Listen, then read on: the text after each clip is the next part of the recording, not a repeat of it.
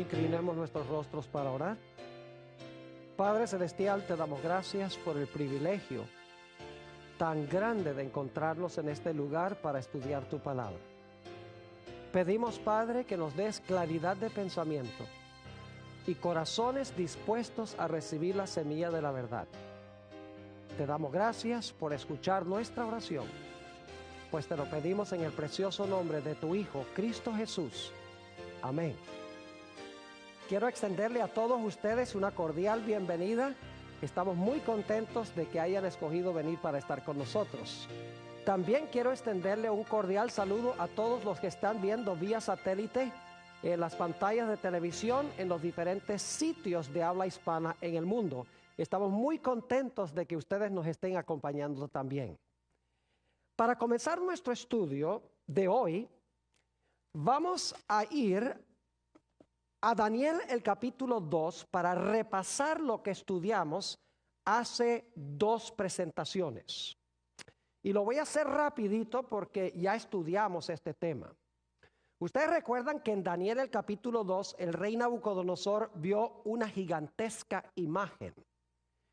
Esa imagen tenía la cabeza de oro, el pecho y los brazos de plata, el vientre de bronce, las piernas de hierro, y luego los pies tenían hierro. 10 dedos de los pies tenían hierro, pero se le añadió otro elemento diferente, un elemento extraño que no era un metal, que dice la Biblia que era barro de alfarero. Y luego se vio una gigantesca roca que pegó en los pies de esa imagen, la desmenuzó, y la piedra se convirtió en una gigantesca montaña. Tenemos revelada en este pasaje bíblico, tenemos revelado el futuro del mundo desde los días del rey Nabucodonosor. La cabeza de oro representa a Babilonia. El pecho y los brazos de plata representan a Medo-Persia. El vientre de bronce representa a Grecia. Las piernas de hierro representan a Roma, el imperio romano. Los 10 dedos de los pies representan las 10 divisiones de Roma, del imperio romano. Y el barro representa la iglesia que se unió con el Estado después que el imperio romano se dividió.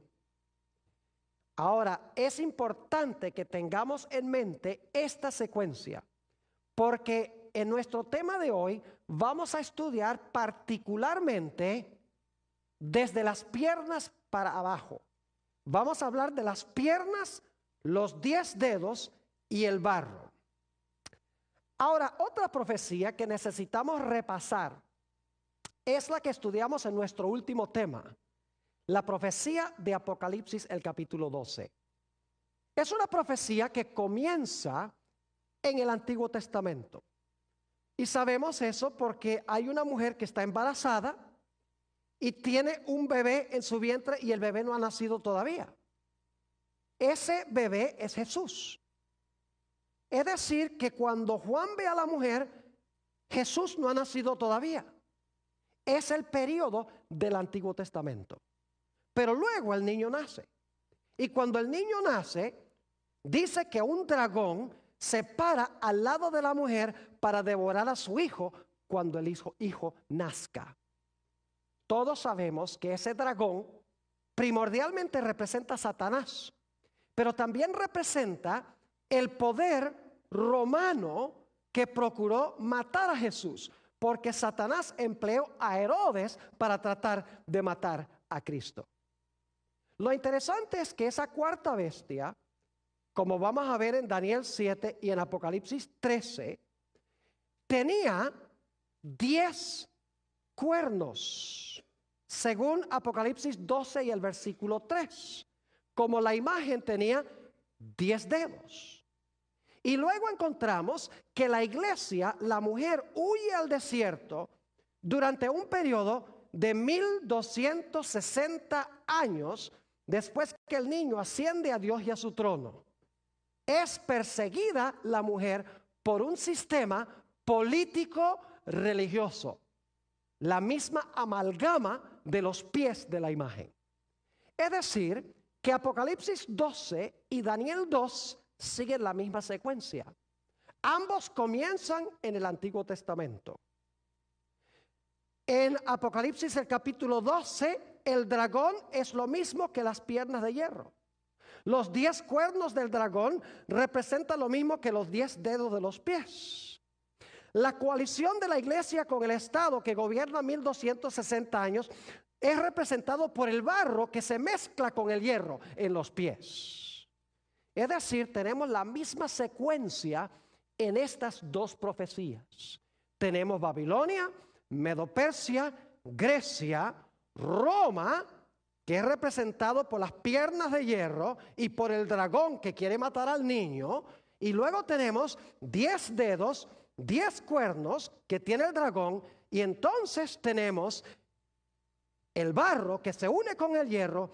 Y en Apocalipsis el capítulo 12 tenemos la mujer que huye al desierto, perseguida por este poder político religioso. Es decir, que la profecía de Apocalipsis 12 y la profecía de Daniel 2 son profecías paralelas.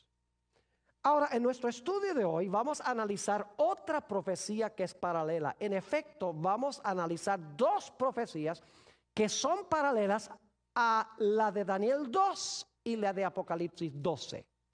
Vamos a estudiar en primer lugar la profecía de Daniel 7. Y luego vamos a pasar a hablar de la profecía de Apocalipsis 13 y los versículos 1 al 10. Así que busquen en sus Biblias conmigo Daniel el capítulo 7.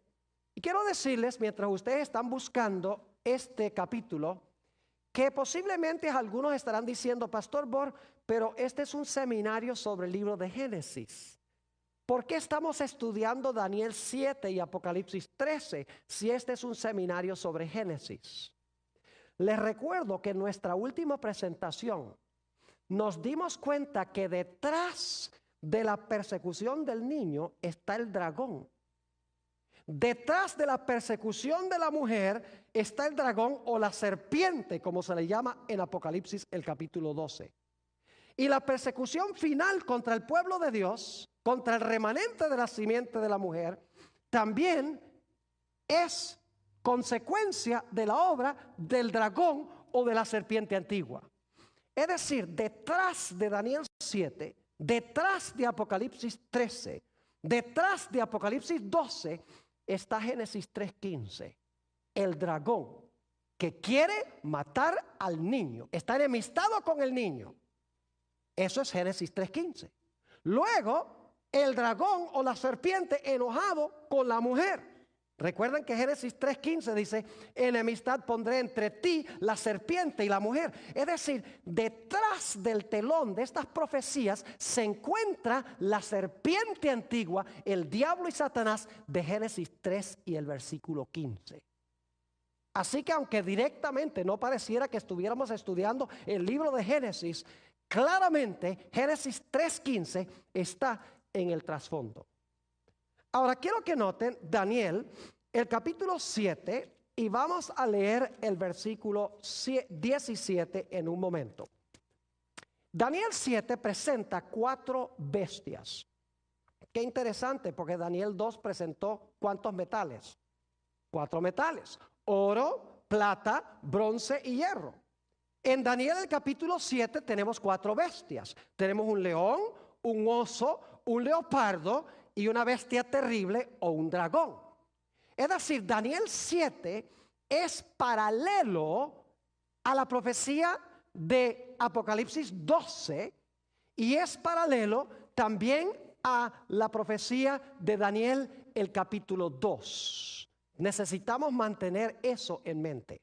Ahora, la pregunta clave es, ¿qué representan estas 4 bestias de Daniel el capítulo 7? Noten lo que dice Daniel 7 y el versículo 17. Daniel 7 y el versículo 17. Dice esto: estas 4 grandes bestias son 4 ¿qué? reyes, dice aquí en esta versión, que se levantarán en la tierra, pero en la Biblia reyes y reinos son intercambiables. Y en un momento les voy a mostrar eso. En efecto, vamos al versículo 23, para que ustedes vean que cuando dice reyes, significa también reinos, porque un rey gobierna sobre un reino. Es decir, las 4 bestias representan 4 reyes, pero quiero que noten que la cuarta bestia es un reino. El versículo 23 dice, dijo así, la cuarta bestia será un cuarto reino en la tierra. Es decir, las 4 bestias representan 4 ¿qué? Representan 4 reinos. Yo pregunto, ¿en Daniel 2 había 4 reinos? Sí, la cabeza de oro, Babilonia. Pecho y brazo de plata, Medo-Persia. Vientre de bronce, Grecia. Piernas de hierro, Roma. Ahora en Daniel 7 tenemos el león. Eso es lo mismo que la cabeza de oro, Babilonia.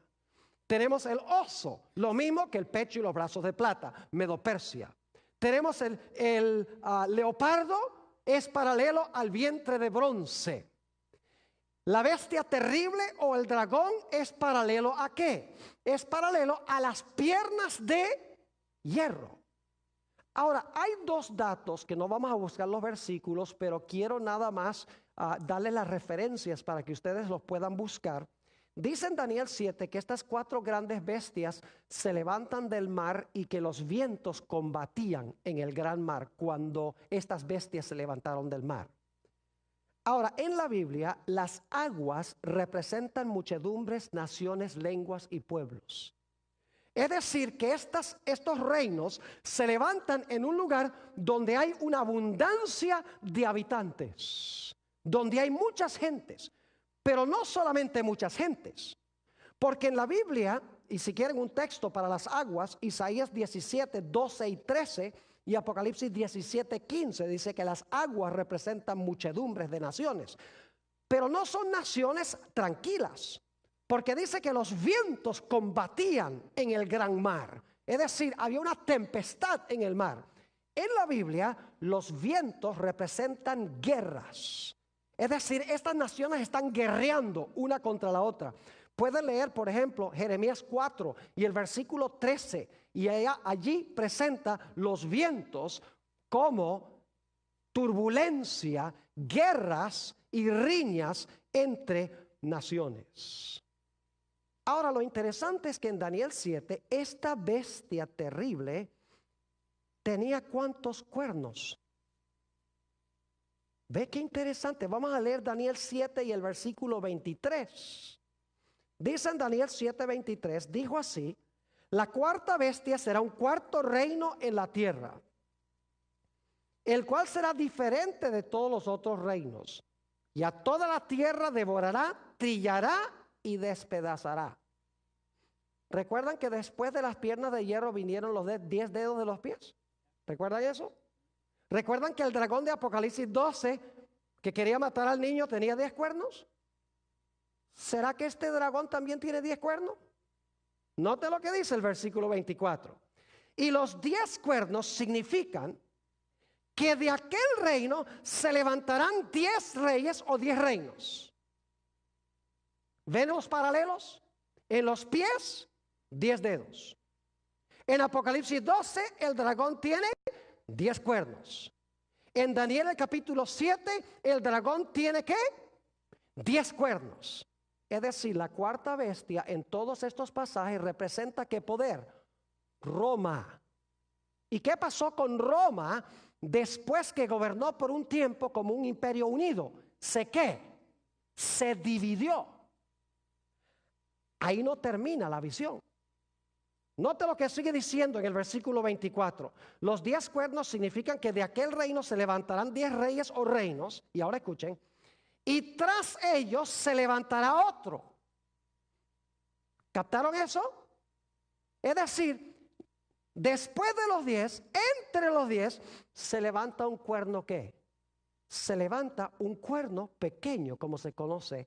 Ahora yo pregunto, en Daniel el capítulo 2, después de los 10 dedos de los pies, ¿tiene uno el barro que se le mezcla al hierro, sí o no?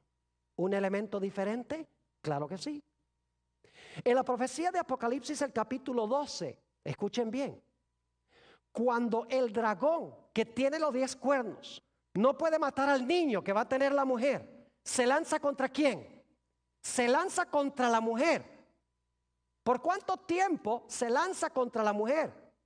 Por 1260 días. Yo pregunto, ¿por cuánto tiempo este cuerno pequeño se lanzó en contra de los seguidores de Jesús? Noten el versículo 25. Dice, hablando de este cuerno pequeño, hablará palabras contra el Altísimo, a los santos del Altísimo quebrantará, y pensará en cambiar los tiempos y la ley, y serán entregados en su mano hasta tiempo y tiempos y medio tiempo. ¿Es paralelo Daniel el capítulo 7 a las otras profecías? Claro que sí. Tiene uno, el león, Babilonia, el oso, Medo-Persia, el leopardo, Grecia, el dragón, la cuarta bestia terrible, Roma. Luego el dragón tiene, ¿le salen qué cosa? 10 cuernos. Es decir, Roma se divide en ¿qué? En 10. Y luego cuando Roma se divide en 10 reinos, sale en medio de los 10 ¿qué cosa? Un cuerno pequeño que gobierna tiempos y la mitad de un tiempo, que ya vimos en Apocalipsis 12, que es lo mismo que 1260 días, y los días son ¿qué? Los días son años. Es decir, Daniel 7 es un pasaje paralelo al que encontramos en Apocalipsis 12 y el que encontramos en Daniel el capítulo 2. ¿Está claro? Ahora, queremos ir a Apocalipsis el capítulo 13. Vayan conmigo, Apocalipsis el capítulo 13 y el versículo 1 y 2. Esta profecía también es paralela y lo van a captar en un momento, clarito. Apocalipsis 13 y el versículo 1 y 2. Dice, me paré sobre la arena del mar y vi subir del mar una bestia que tenía 7 cabezas y 10 cuernos. Y en sus cuernos 10 diademas, y sobre sus cabezas un nombre blasfemo. Y la bestia que vi, ahora escuchen esto, y la bestia que vi era semejante a un leopardo, y sus pies como de oso, y su boca como boca de león. Y el dragón le dio su poder y su trono y grande autoridad. ¿Cuántas bestias se mencionan en el versículo 2? A ver, ¿cuántas bestias se mencionan en el versículo 2? Oh, se mencionan 4. ¿Y de dónde vienen esas 4? ¿Dónde vimos esas 4 bestias antes? En Daniel 7. ¿Hay un león en Apocalipsis 13? Sí. ¿Hay un oso? Sí. ¿Hay un leopardo? Sí. ¿Hay un dragón? Claro que sí. Entonces yo pregunto, Apocalipsis 13... ¿sigue el mismo orden que encontramos en Daniel 7? Claro que sí. Pero ahora quiero que noten un detalle muy interesante. En Daniel, el orden de las bestias es león, oso, leopardo, dragón. Mientras que en Apocalipsis el capítulo 13, el orden está invertido. Es dragón, leopardo, oso, león. Si miran el versículo 2. Porque en Daniel 7 es león, oso, leopardo, dragón, mientras que en Apocalipsis 13 es el orden contrario. Es muy sencillo. Cuando escribe Daniel, él está viviendo en los días de Babilonia, del león, y está mirando hacia adelante. Mientras que Juan está escribiendo en el tiempo de la cuarta bestia, vive en el tiempo de Roma y está mirando hacia atrás.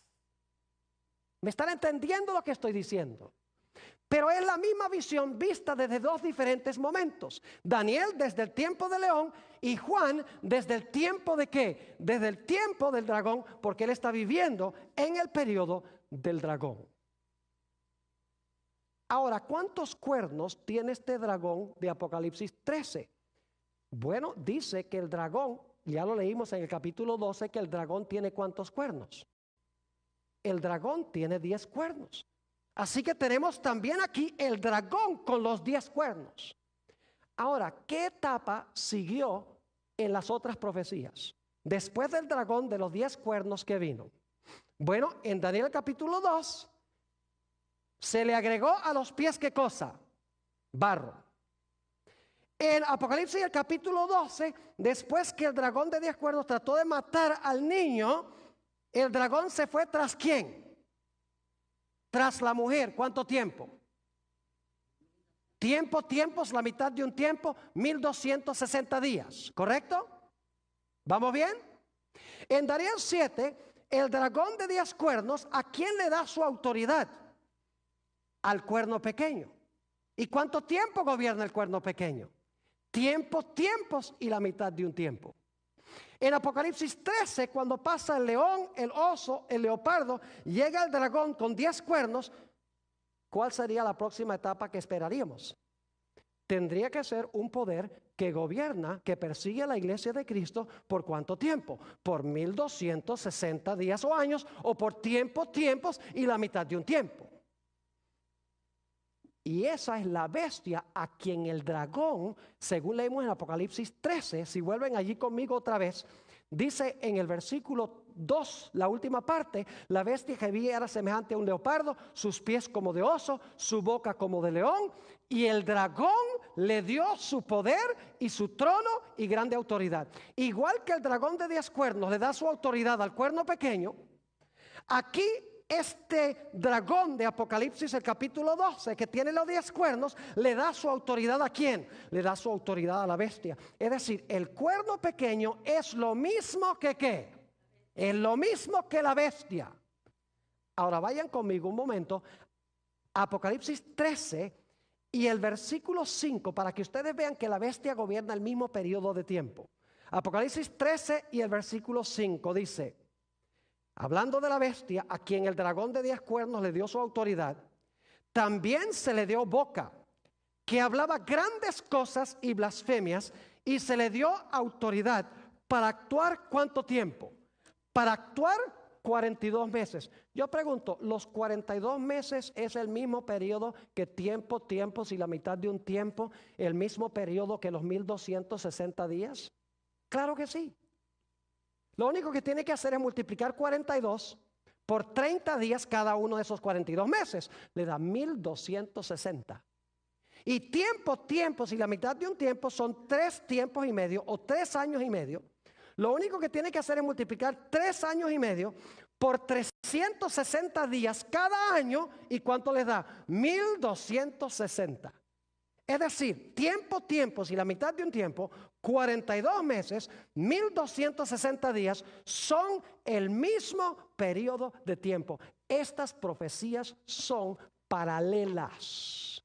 Cubren el mismo periodo histórico desde diferentes perspectivas. Ahora yo quiero decirles que el cuerno pequeño o la bestia es lo que los teólogos han llamado el anticristo de la Biblia. Es decir, la bestia y el cuerno pequeño son el anticristo.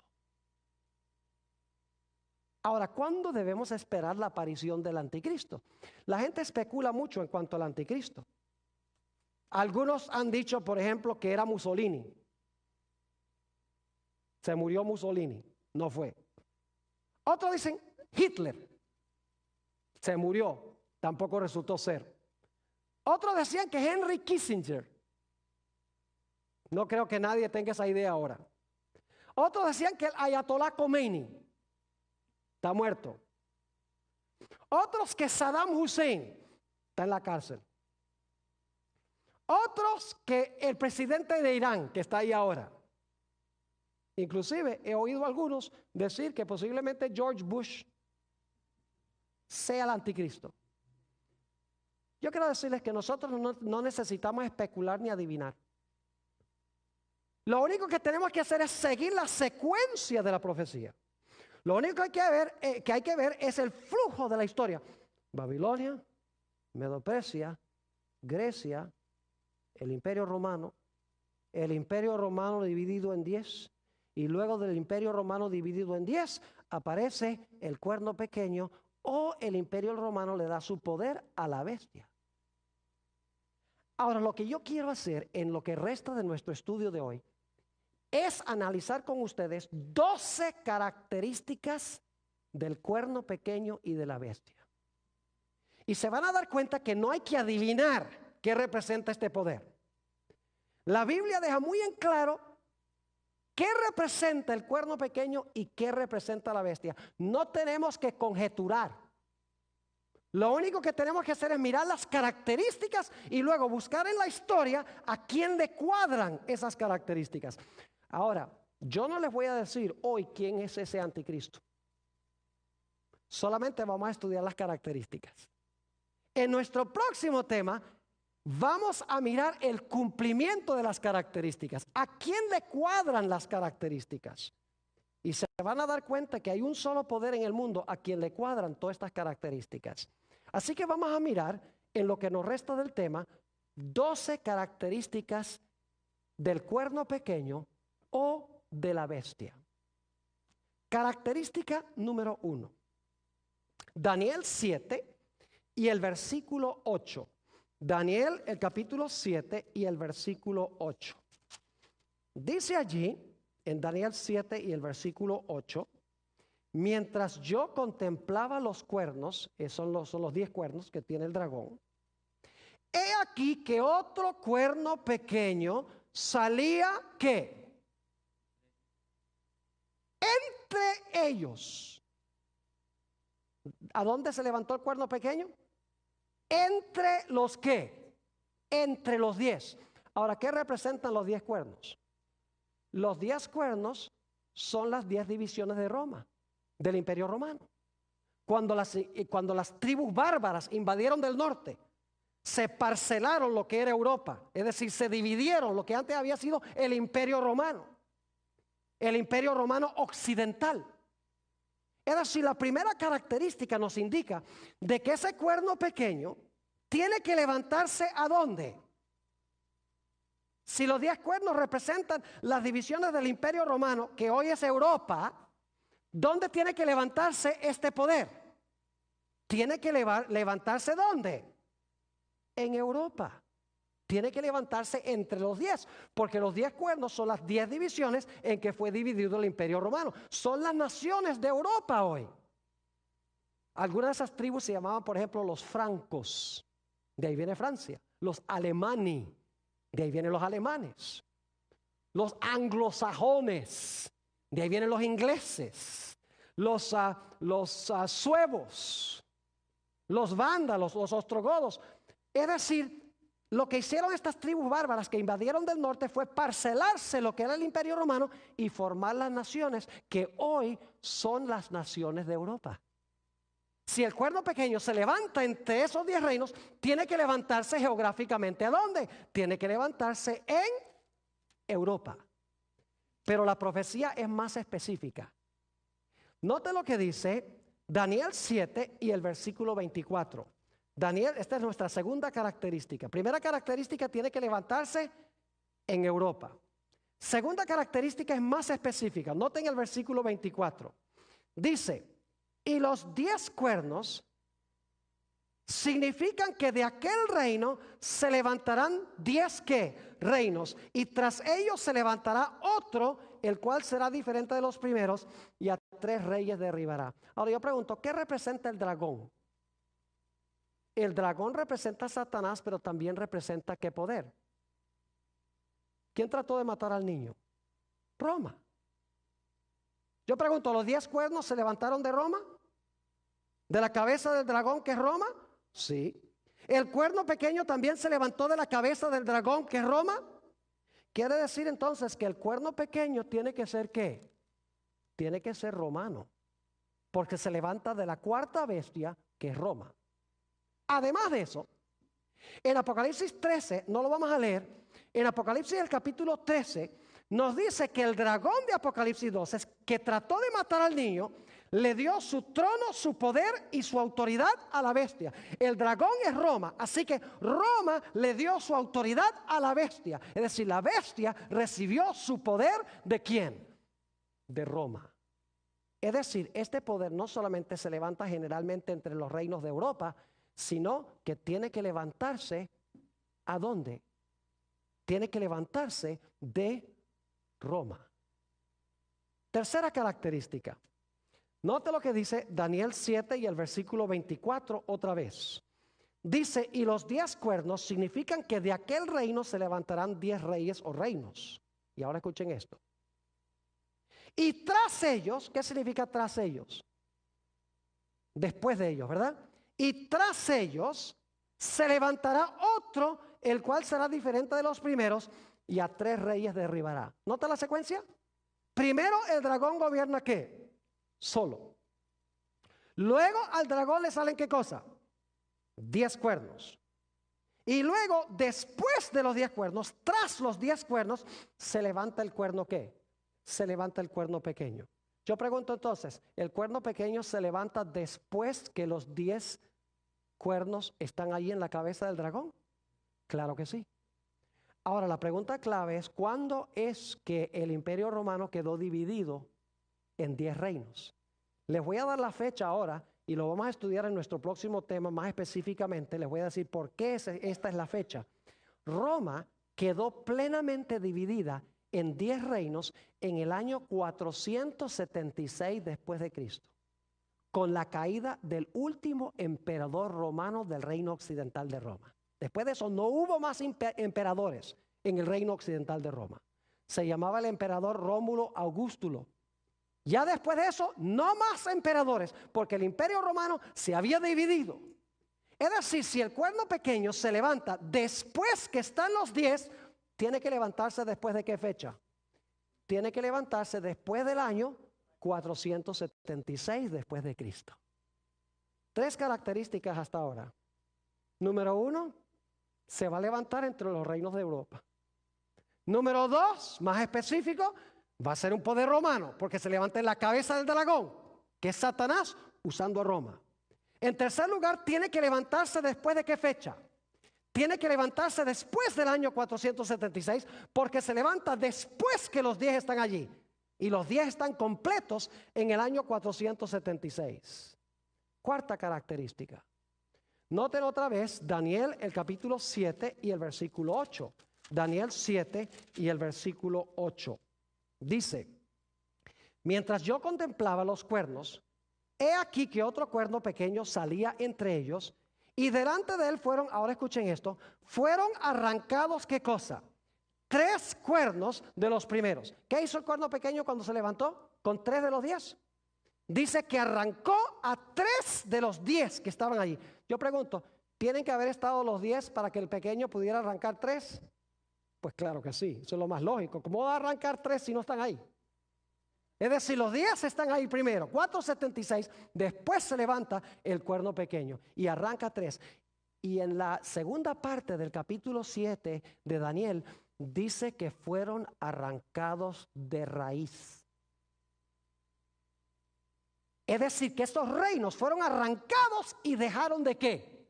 Dejaron de existir. Tenemos que buscar entonces un poder que arrancó a 3 de esos reinos europeos y que hoy en día no hay ninguna nación que desciende de esos 3 reinos. Esa es la cuarta característica.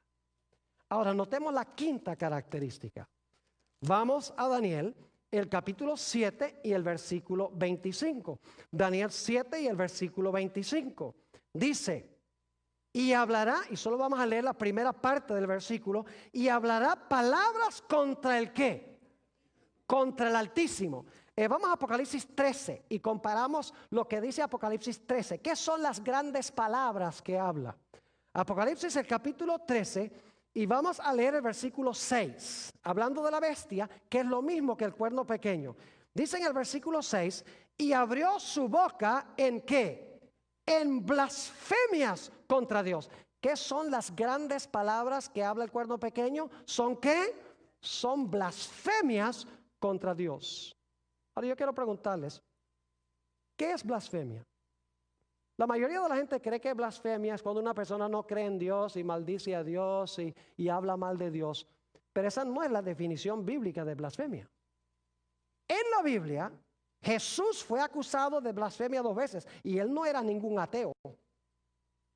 Él no hablaba mal de Dios. Él era religioso, pero fue acusado 2 veces de blasfemia. Una vez en San Marcos 2:7, que no vamos a leer porque en la segunda parte de este tema vamos a tratar este punto. En Marcos 2:7 los fariseos acusaron a Jesús, dijeron, ¿cómo puede este hombre perdonar pecados? Solo Dios puede perdonar pecados. Es decir, cuando un hombre profesa tener poder de perdonar pecados, siendo mero hombre, Jesús podía, porque Jesús era más que hombre, era Dios, pero ellos pensaban que era un mero hombre. Para ellos, un hombre perdonando pecados era ¿qué cosa? Blasfemia. Y en Juan el capítulo 10 y el versículo 30 al 33, levantaron piedras para tirárselas a Jesús. Y Jesús dice, ¿por qué me van a apedrear? Ellos dicen, por ninguna cosa buena te vamos a apedrear, sino por blasfemia, porque tú siendo hombre te haces Dios. Es decir, blasfemia es cuando un hombre se hace Dios siendo mero hombre, y cuando un hombre profesa tener poder ¿de qué? De perdonar pecados. Es decir, tenemos que buscar un poder que dice que tiene al representante de Dios en la tierra y un poder que dice que le puede perdonar los pecados a la gente. Ya veo a algunos haciendo, ya sé quién es, pero van solamente 5 características. Dejamos que la Biblia nos dé las características, no hay que adivinar. Que la Ayatollah Khomeini, porque es mala gente. No, así no se estudia la Biblia. El anticristo va a aparentar ser buena gente, porque anticristo significa uno que procura ocupar el lugar de Cristo. No es uno contra Cristo, sino uno que procura ocupar el lugar de Cristo y profesa apoyar a Cristo. Vamos a la característica número 6. Daniel 7 y el versículo 24 de nuevo. Dice, y los 10 cuernos significan que de aquel reino se levantarán 10 reyes y tras él se levantará otro, ahora escuchen esto, el cual será ¿qué cosa? Diferente de los primeros. ¿Recuerdan los pies de la imagen de Nabucodonosor? ¿Los pies eran diferentes que las piernas? Sí. Pero yo pregunto, ¿los pies tenían hierro? ¿Sí? ¿Los pies tenían hierro? Sí. ¿Las piernas tenían hierro? Es decir, ¿el cuarto reino continúa en los pies? Sí. Pero ahora les pregunto, ¿se le añade un elemento diferente? ¿Es diferente los pies? Sí, porque no solamente es el hierro de Roma, no solamente es Roma dividida en 10 reinos, que son los 10 de los pies, sino que se le agrega el barro, que ya hemos estudiado, representa ¿qué cosa? Representa la iglesia o el poder eclesiástico. Es decir, este cuerno pequeño iba a ser diferente porque no iba a ser un reino meramente político como los otros 10 reinos o como la cuarta bestia, sino que iba a ser una amalgama político-religiosa, una mezcla de hierro de Roma, pero barro que representa a la iglesia. Iba a ser un sistema que sería iglesia y Estado combinados. Esa es la sexta característica. Iba a unir la iglesia con el Estado. Iba a ser un sistema político religioso. Vamos a la séptima característica. Daniel 7 y el versículo 21. Daniel 7, 21. Fíjense lo que hacía el cuerno. Dice, y veía yo que este cuerno hacía guerra contra los santos y ¿qué? Los vencía. Es decir, le iba bien, mataba a los santos. ¿Recuerdan en Apocalipsis 12 que se lanzó contra la mujer para tratar de matar a la mujer? Es lo mismo, ¿verdad que sí? Es decir, estas profecías son paralelas. Noten el versículo 25. Y hablará palabras contra el Altísimo. Y a los santos del Altísimo, ¿qué? Quebrantará. Es decir, este iba a ser un poder ¿qué? Que iba a perseguir al pueblo de Dios y matar al pueblo de Dios.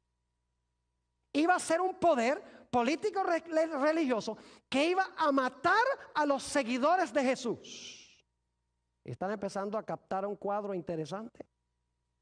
Vamos a la característica número 8, Daniel 7 y el versículo 25 nuevamente. Dice, hablará palabras contra el Altísimo y a los santos del Altísimo quebrantará, y ahora escuchen esto, y pensará en cambiar los tiempos y la ley. En un momento vamos a hablar de la ley. Esa es la siguiente característica. Pero pensó que podía cambiar ¿qué cosa? Los tiempos. Es decir, el cuerno pequeño, la bestia, pensaba que podía cambiar los tiempos. Obviamente son los tiempos de Dios, porque habla palabras contra Dios, persigue a los santos de Dios, así que los tiempos tienen que ser también de Dios. ¿Pero qué significa esa palabra tiempos? Esa palabra tiempos significa el calendario profético que Dios ha establecido de cómo se van a cumplir las profecías. Yo pregunto, ¿ha establecido Dios que las profecías se van a cumplir en cierto tiempo, en cierto lugar, con ciertos poderes, sí o no? Claro que sí. Pero lo que hace el cuerno pequeño es que cambia con quiénes se cumplen las profecías, a dónde se cumplen estas profecías y cuándo se cumplen las profecías, especialmente las profecías del anticristo. Es decir, cambia el panorama profético de Dios, desordena, por así decirlo, el orden de eventos proféticos, el lugar y las personas con quienes se van a cumplir las profecías. Y usted dice, ¿cómo sabe usted, pastor, que la palabra tiempo significa eso? Porque en la Biblia la palabra tiempo se usa repetidamente para hablar de profecías. Por ejemplo, Dios le dijo a Nabucodonosor, 7 tiempos pasarán sobre ti. En Daniel capítulo 4 le está profetizando que en 7 años él iba a ir a comer hierba. Cuando habla del cuerno pequeño dice que iba a gobernar tiempos y la mitad de un tiempo. Fíjese cómo se expresa con la palabra tiempos. En el libro de Hechos de los Apóstoles, cuando el Señor Jesucristo estaba reunido con los discípulos dicen, Señor, ¿vas a restaurar en este tiempo el reino de Israel? Y Jesús le dice, no es para ustedes saber los tiempos que el Padre ha guardado en su propia potestad. Es decir, no es para ustedes saber si esa profecía se va a cumplir ahora o no. Pero es interesante que la palabra tiempos allí se refiere a eventos proféticos. Es decir, este cuerno pequeño iba a procurar cambiar el cumplimiento de las profecías. Pero dice también, y esta es la característica número 9, dice no solamente que iba a pensar cambiar los tiempos, sino que cosa.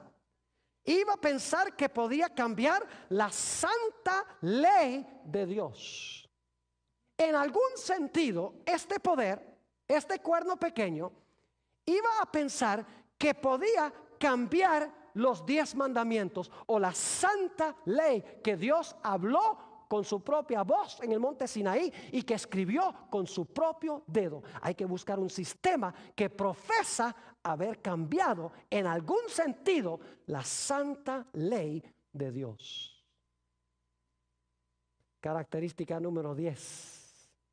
Se encuentra en Daniel 7:25, en la última parte dice, y hablará palabras contra el Altísimo, y a los santos del Altísimo quebrantará, y pensará en cambiar los tiempos y la ley, y ahora escuchen, y serán entregados en su mano, es decir, iba a gobernar sobre estas cosas, sobre los santos, iba a intentar cambiar la ley, iba a intentar cambiar los tiempos, le iba a ir bien, ¿por cuánto tiempo? Dice, ¿qué cosa? En su mano serán entregados hasta tiempo y tiempos y la mitad de un tiempo. ¿Cuántos tiempos es eso? 3,5. Y usted multiplica 3 años y medio por 360 días cada año, que es el año bíblico. ¿Y cuánto les da? 3,5 por 360 les da 1260 días. Pero en las profecías, días simbólicamente equivalen ¿a qué? Equivalen a años. Es decir, ustedes tienen que buscar un poder que se originó por allá poco después del 476 y que gobernó por más de 1000 años en Roma, en Europa. Yo creo que no hay muchas posibilidades. Ustedes están empezando a captar un cuadro de quién es este poder. No lo digo yo, lo dice la Escritura, por las características que presenta la Biblia. Ahora vamos a Apocalipsis 13 para nuestras últimas 2 características. Porque la bestia de Apocalipsis 13 es paralela a el cuerno pequeño de Daniel, el capítulo 7. Si usted lee Daniel 7, usted se lleva la impresión de que el cuerno pequeño iba a gobernar nada más 1260 años. Y obviamente al terminar los 1260 años se le iba a acabar su poder. Porque si no se le acababa el poder, entonces iba a gobernar por más de 1260 años. Es decir, se le limitó su periodo de dominio hasta 1260 años. Y entonces uno dice, bueno, ahí terminó su poder y ya. Apocalipsis 13 nos añade detalles que no están en Daniel 7. Algo iba a pasar con esta bestia cuando terminara su periodo de dominio, pero luego, después que perdiera su dominio, algo extraordinario iba a suceder. Noten Apocalipsis, el capítulo 13, Apocalipsis, el capítulo 13, y vamos a leer el versículo 3. Apocalipsis 13 y el versículo 3. Hablando de esta bestia, dice, y vi una de sus cabezas como herida ¿de qué? De muerte. Ahora, ¿con qué fue herida? La cabeza. Dice que fue herida de muerte, pero en este versículo no dice con qué fue que se le hirió.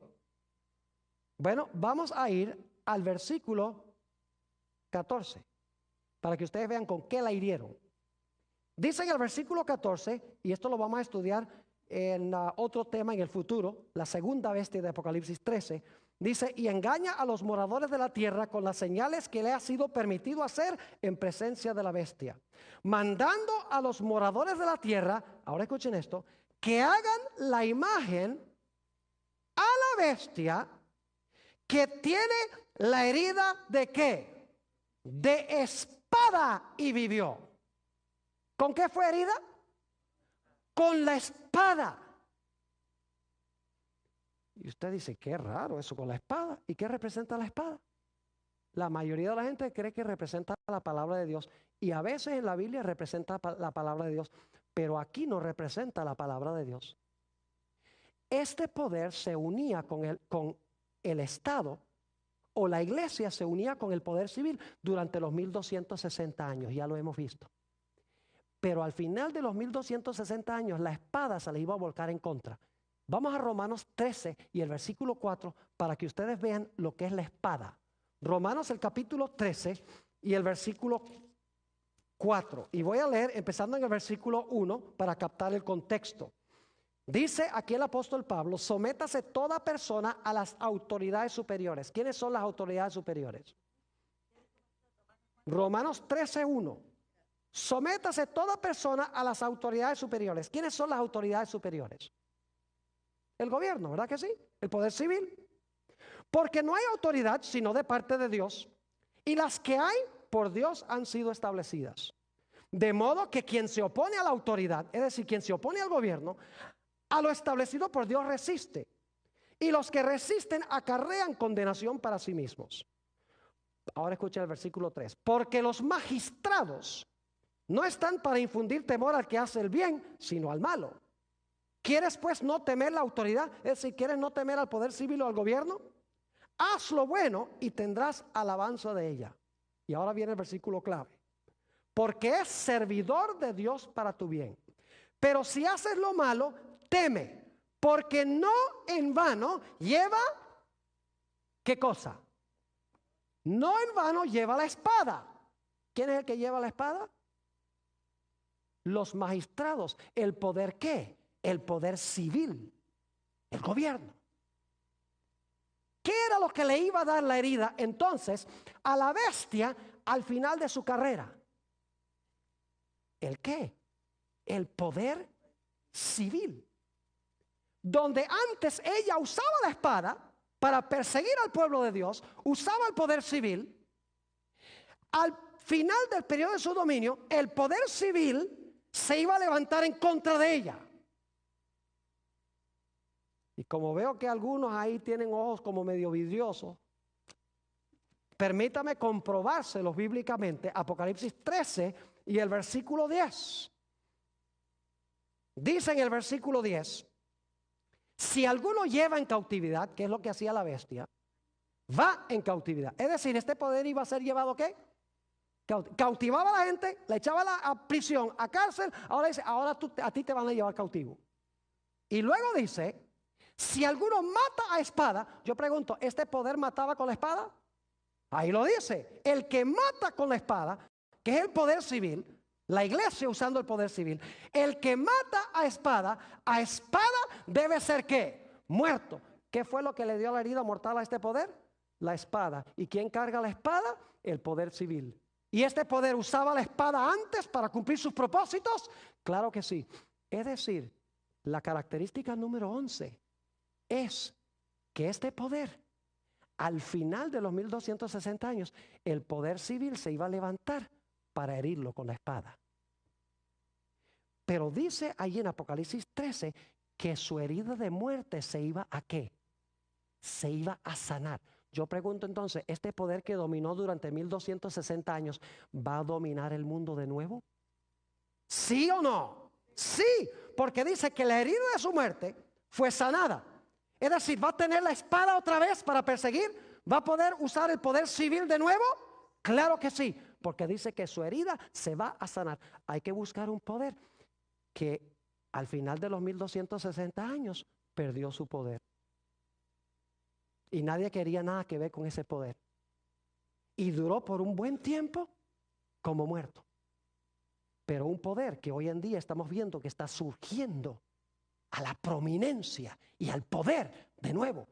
Y que la Biblia dice que va a gobernar el mundo. Y va a dirigir un decreto de muerte. Y va a prohibir comprar y vender usando esta segunda bestia, de la cual hablaremos más adelante. ¿Está claro? Ahora, característica número 12, la última. Noten lo que dice Apocalipsis, el capítulo 13 y el versículo 18. Este poder tiene un número muy interesante. Y ustedes saben cuál es el número, ¿verdad que sí? Todo el mundo lo conoce, hasta la gente que no es religiosa. ¿Saben que en Nuevo México hay una carretera que es la número 666? Y por ahí estaba viendo un reporte de que pasan cosas bien raras en esa carretera 666. Porque el diablo se la rebusca para asustar a la gente. Pero esa carretera nada tiene que ver con la bestia. Se los aseguro. Porque Nuevo México no está en Roma. Nota lo que dice el versículo 18. Aquí hay sabiduría. El que tiene entendimiento cuente el número de la bestia. ¿Qué tiene la bestia? ¿Tiene un qué? Un número. Pues es número de qué? Oh, número de hombre. Es decir, la bestia tiene un número, es número de un hombre, y su número es ¿qué cosa? Su número es 666. Ahora, ¿cómo descubre usted el número de un hombre? Está como medio raro eso. ¿Cómo uno descubre el número de un hombre? El libro de Apocalipsis explica cómo. Vayan conmigo, Apocalipsis el capítulo 13 y el versículo 17. Nos explica cómo se puede determinar el número de este hombre. En el versículo 17 dice, y que ninguno pudiese comprar ni vender, sino el que tuviese la marca o el nombre de la bestia, y ahora escuchen, o el número de su nombre. ¿Cómo le saca uno el número a la bestia? Tiene un nombre que tiene valor ¿qué? Valor numérico. Y usted dice, ¿y qué nombre será ese que vale por números? Ahora yo pregunto, ¿qué sistema de numeración creen ustedes que se le debe aplicar a ese nombre? ¿El sistema de los Estados Unidos? ¿El sistema de los hebreos? ¿Qué sistema numérico se le debe aplicar? Tiene que ser números romanos. Y ustedes dicen, ¿por qué números romanos? Porque este es un poder romano. ¿Está claro? Es decir, tenemos que buscar un nombre y sacar el valor de las letras en números romanos, y ese nombre en números romanos, el equivalente de las letras en números, debe dar ¿cuánto?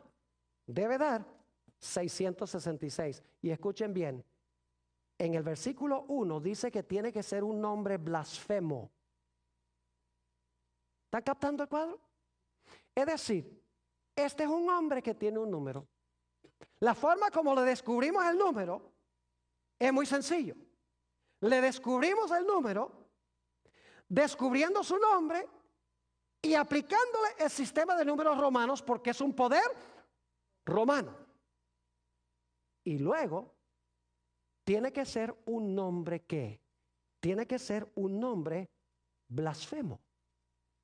Significa que tiene que ser un nombre que indica que este individuo cree que él tiene la autoridad de Jesús para perdonar pecados. Y tiene que ser un poder cuyo nombre indica de que él cree que es Dios en la tierra. Y ustedes estarán diciendo, pastor, ¿quién será eso? Repasemos rápidamente las características. Número 1, tiene que levantarse en Europa. Número 2, tiene que ser un poder romano. Número 3, tiene que levantarse después del año 476. Número 4, tiene que arrancar a 3 de los 10 reinos. Número 5, tiene que hablar blasfemias contra Dios. Número 6, tiene que ser un poder político religioso, diferente que los otros poderes políticos. Número 7, tiene que ser un poder perseguidor. Número 8, tiene que profesar cambiar el calendario profético de Dios. Número 9, tiene que haber profesado cambiar la ley de Dios. Número 10, tiene que haber gobernado 1260 años. Número 11, tiene que haber recibido una herida mortal al final de su periodo, y esa herida mortal tenemos que verla sanando hoy. Y finalmente, es un poder que tiene un número misterioso. El número 666 es número de hombre, es número de su nombre, que significa que su nombre, las letras tienen valor numérico y tiene que ser los números romanos porque este es un poder romano y tiene que ser un nombre que da 666 en números romanos. Y tiene que ser un nombre blasfemo, un nombre que indica que él cree que es Dios en la tierra y cree que tiene poder para perdonar pecados. Ahora, lo que quiero hacer en los próximos minutos es hablar del cumplimiento de esta profecía del cuerno pequeño y de la bestia. Antes de identificar el poder representado por estos símbolos, necesito hacer una aclaración. Vamos a hablar de un sistema muy bien conocido por todos los que estamos aquí. Y los que están viendo vía satélite en diferentes partes del mundo de habla hispana, yo creo que cuando vieron la primera presentación ya se imaginan cuál es este poder. Quiero decirles que hay muchas personas sinceras que aman a Dios dentro de este sistema. No estamos diciendo que todas las personas que pertenecen a este sistema son apóstatas. Hay muchos que aman a Dios y son verdaderos hijos de Dios. Estamos hablando es del sistema. Estamos hablando de la organización de este sistema. No estamos hablando de todos los individuos que pertenecen al sistema, porque Dios tiene mucho verdadero pueblo en este sistema, porque dice en Apocalipsis 18 que Dios llama a su pueblo a salir de Babilonia. Dice, salid de ella, pueblo mío. Es decir, que Dios tiene mucho pueblo en Babilonia, gente sincera que ama a Dios, que cuando oye estas cosas dice, yo no sabía esto, yo tengo que salir de este sistema. Así que quiero que quede absolutamente claro que no estoy criticando personas individuales dentro de este sistema. Lo que estamos haciendo es analizando el sistema, la organización a la luz de la Sagrada Escritura. Vamos a mirar las 12 características y cómo se cumplieron en este sistema. Les voy a decir de plano, desde este momento, qué sistema es representado por el cuerno pequeño y la bestia. No cabe duda alguna de que estos poderes o estos símbolos representan a la Iglesia Católica Apostólica Romana. Ojalá yo no tuviera que decir eso, porque yo tengo inclusive amigos que son católicos romanos. Aman a Dios, son sinceros, como les he mencionado, pero las características hablan de por sí mismas. Y cuando yo acepté el llamado para predicar, le prometí a Dios que iba a predicar toda la verdad, aunque se desplomaran los cielos. No porque odio a la gente, sino porque amo a la gente y quiero que la gente se salve de los sistemas que están contemplados en las profecías. Primera característica, y aquí tengo unas hojas porque voy a leer varias citas históricas ilustrando cada punto. se iba a levantar en Europa Occidental. Voy a leer algunas citas de historiadores, no les voy a dar de qué libro vienen ni de qué página, porque si consiguen el DVD, ahí están todas las referencias, dónde está, en qué página está y en qué libro está y quién es el autor. Por la premura del tiempo solamente les voy a leer las citas. Dice un historiador, el anticristo o el cuerno pequeño debe buscarse entre los 10 reinos del Imperio Romano Occidental. No lo digo yo, lo dice un historiador, Thomas Newton. Nuevamente dice, el anticristo o el cuerno pequeño debe buscarse entre los 10 reinos del Imperio Romano Occidental. Otro historiador, es un comentarista muy famoso, Albert Barnes, dice esto: aún los romanistas, es decir, los católicos, admiten que el Imperio Romano se dividió en 10 reinos como resultado de las incursiones de las naciones del norte, es decir, de las tribus bárbaras. Los mismos católicos admiten que Europa se dividió en varios reinos cuando el Imperio Romano Occidental cayó. Es decir, ellos mismos dicen que lo que hoy es Europa fue el resultado de esas invasiones bárbaras. Es decir, los historiadores nos dicen claramente que el cuerno pequeño, la bestia, se iban a levantar en medio de esos 10 reinos que son los reinos o los países de Europa Occidental. Esa es la primera característica. La segunda característica es que iba a ser un poder romano, porque se levanta el cuerno pequeño de la cabeza del dragón que representa Roma, y el dragón le da su poder a la bestia, que es lo mismo que el cuerno pequeño. Ahora, fíjense los siguientes datos. Tiene que ser un poder romano. ¿Cómo se llama la Iglesia Católica? Se llama Iglesia Apostólica, Católica Apostólica, ¿qué? Romana. ¿A dónde tiene su sede? En Roma.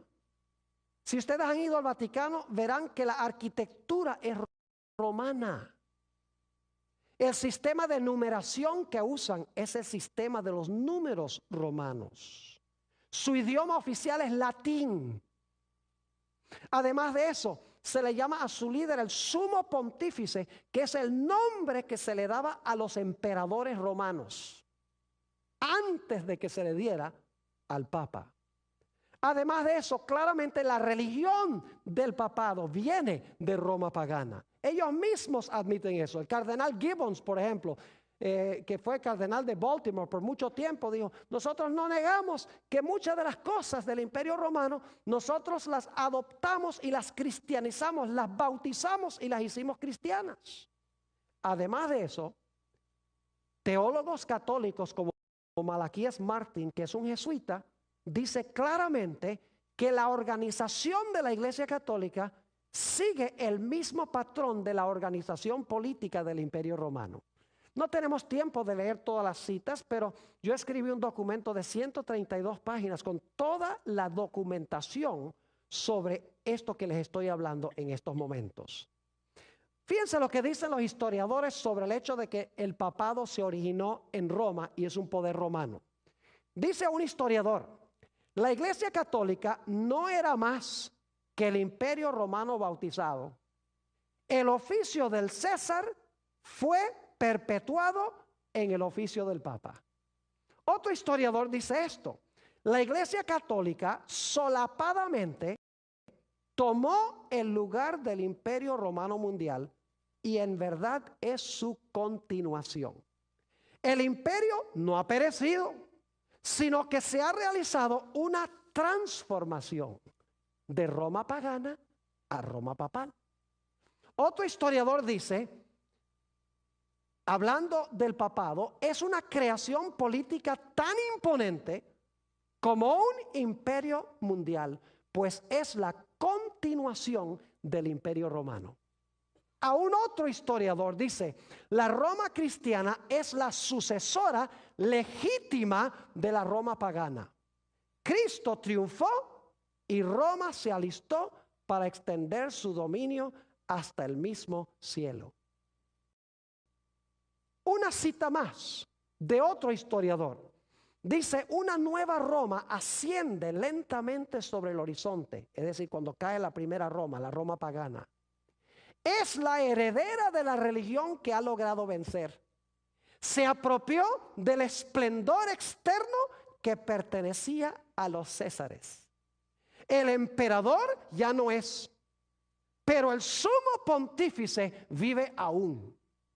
Ahora, el sumo pontífice es el vicario de Cristo, quien le ofrece a las tribus del norte la antigua civilización.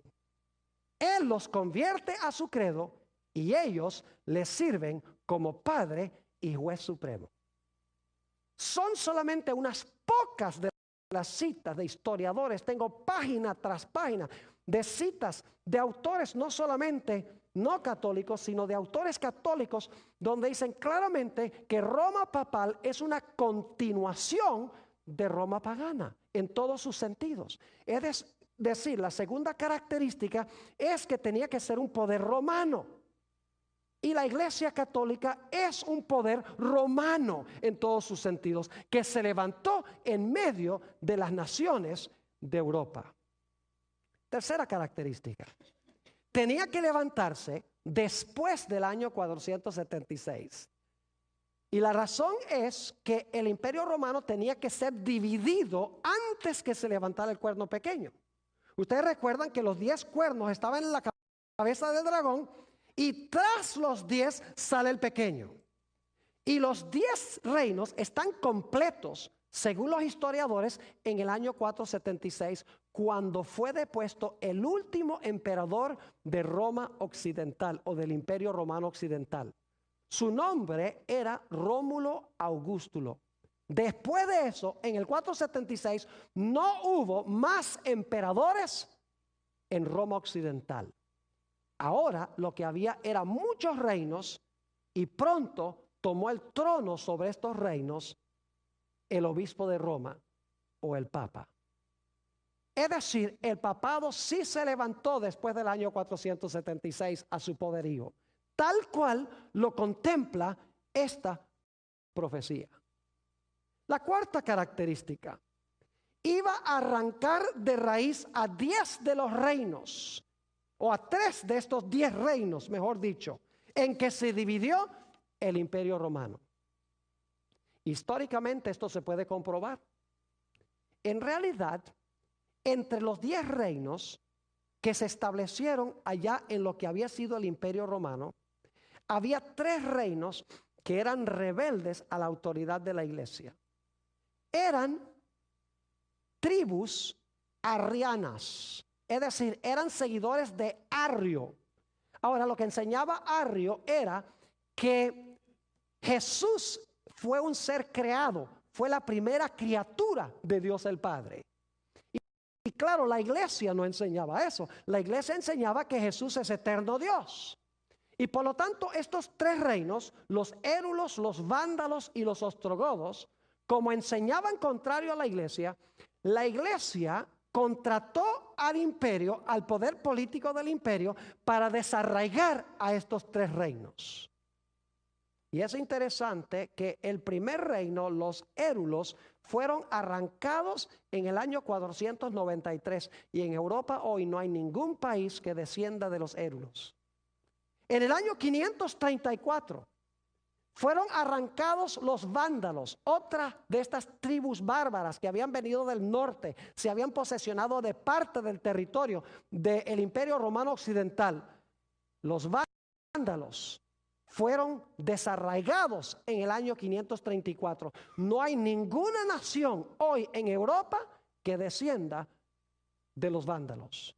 Finalmente, el último reino en ser arrancado de raíz fue el reino de los ostrogodos, cuando Roma cayó en el año 538.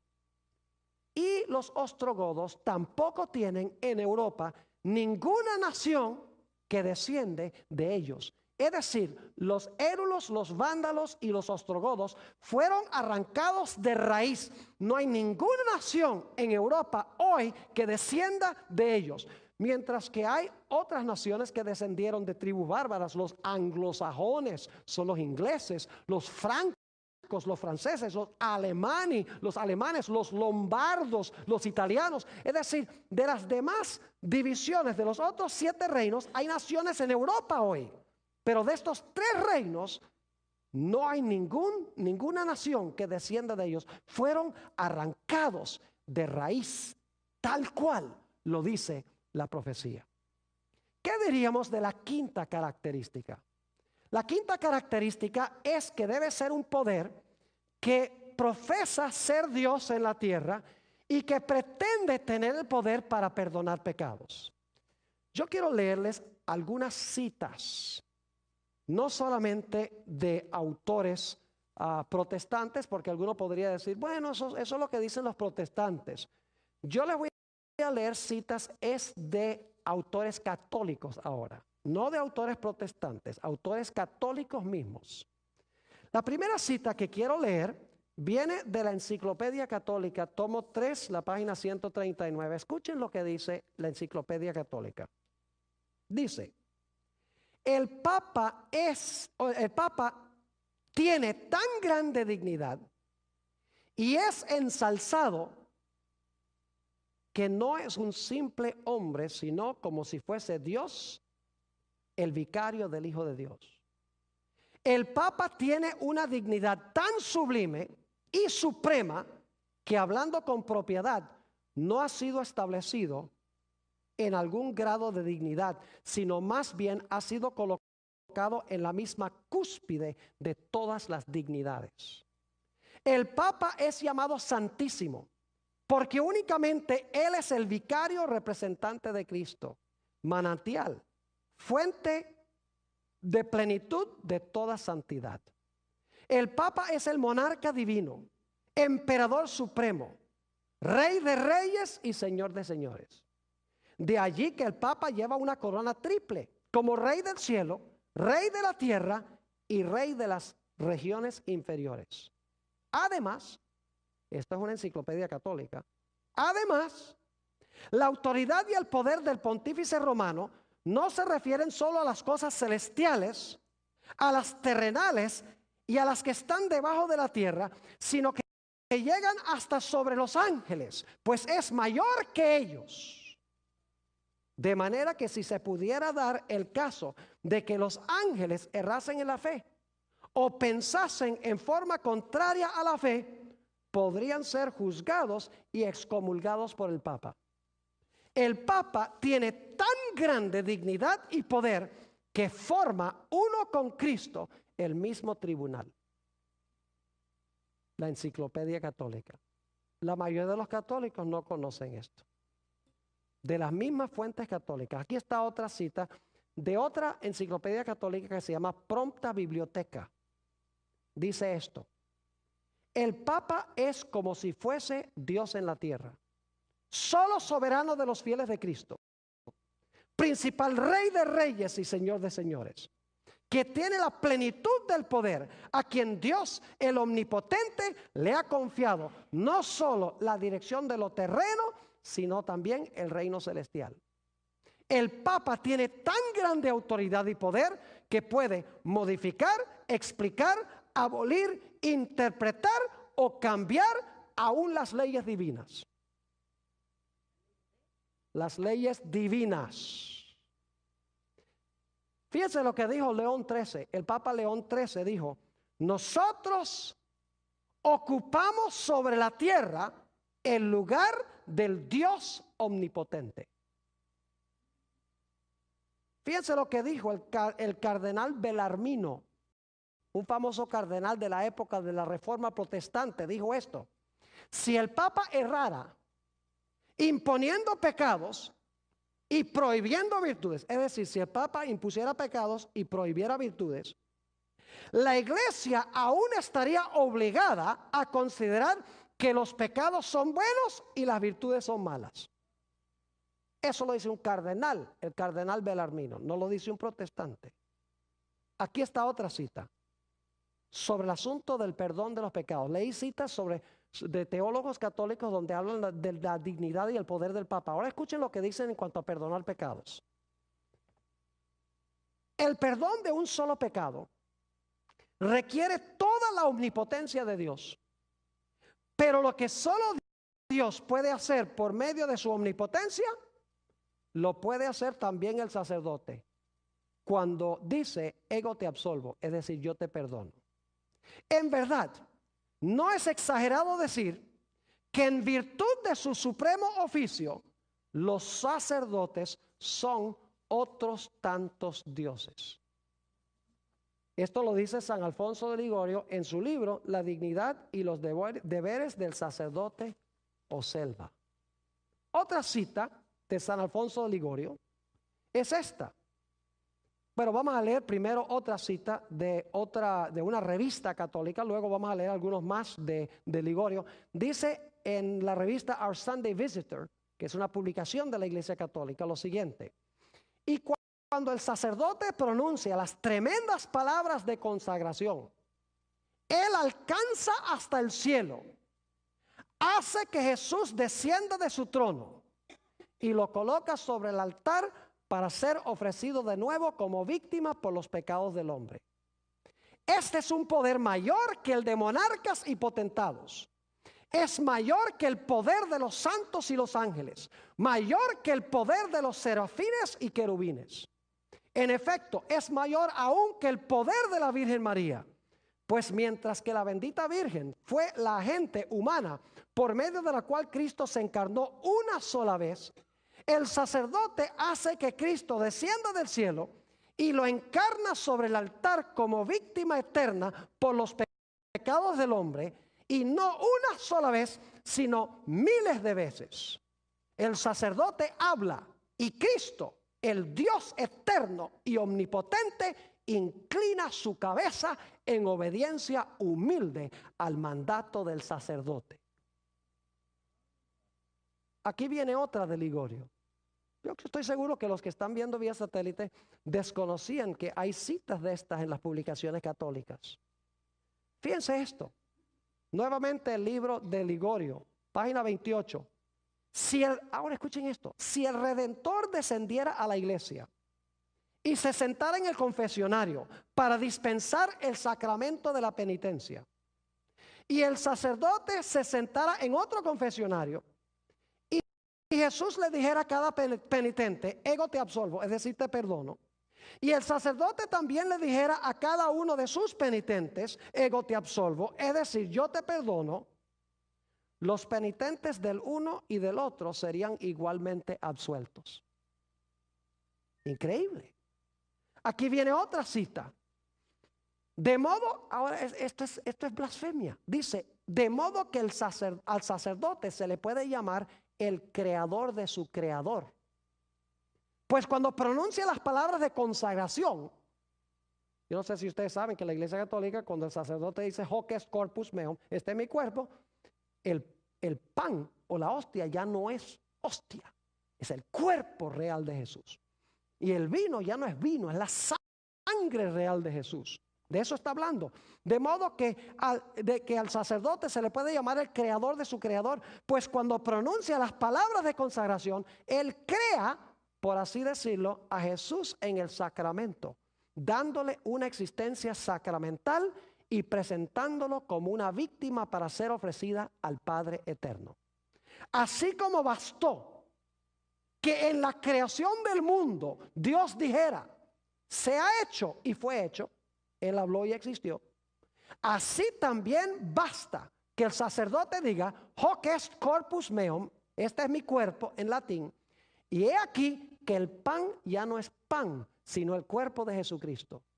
San Bernardino de Siena dice que el poder del sacerdote es el poder de una persona divina, pues la transubstanciación del pan, es decir, la transformación del pan en el cuerpo de Jesús, requiere tanto poder como la creación del mundo. Eso es blasfemia. Lo que se le atribuye al Papa y lo que se le atribuye a los sacerdotes de tener poder de perdonar pecados es blasfemia, según la definición bíblica. Hay otras cosas que indican que este poder en realidad es blasfemo. Por ejemplo, su líder permite que le llamen el Santo Padre. Jesús dijo en San Mateo 23:9, a nadie llaméis Padre, en la tierra.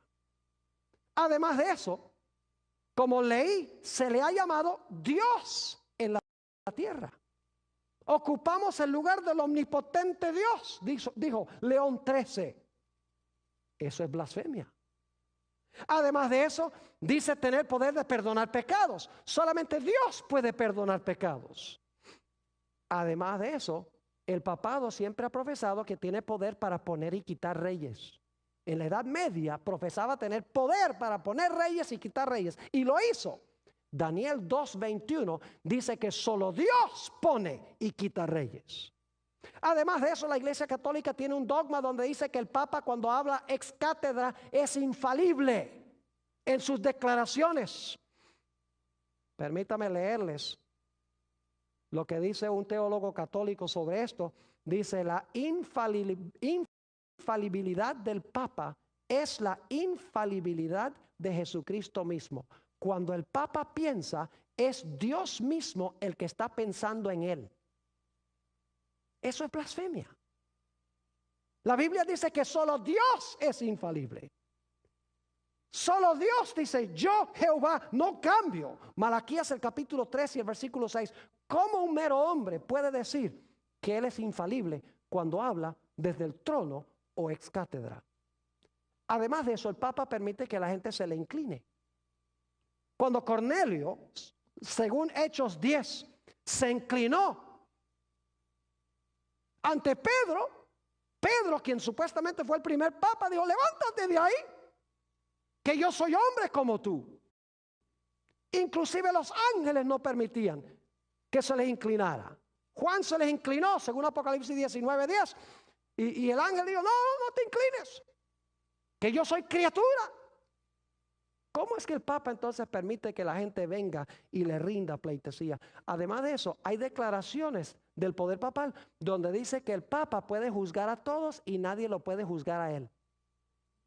La Biblia dice en San Juan 5, el versículo 22 y 27, que Dios le ha dado a Jesús la facultad de juzgar, por cuanto es el Hijo del Hombre.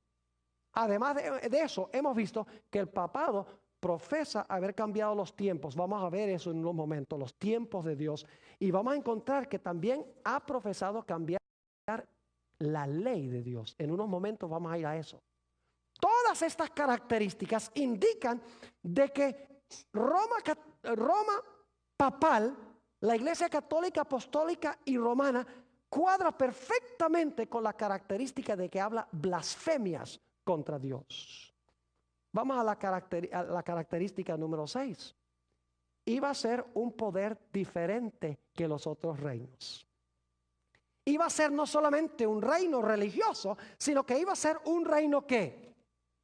Político. Es decir, iba a mezclar el hierro de Roma, que es el Estado romano, con el barro que representa la iglesia, según hemos estudiado. Iba a amalgamar, en otras palabras, la iglesia con el Estado. ¿La Iglesia Católica cuadra con esta característica? Perfectamente. Permítame compartir con ustedes algunas características. ¿Saben ustedes que la Iglesia Católica es el Estado más pequeño del mundo?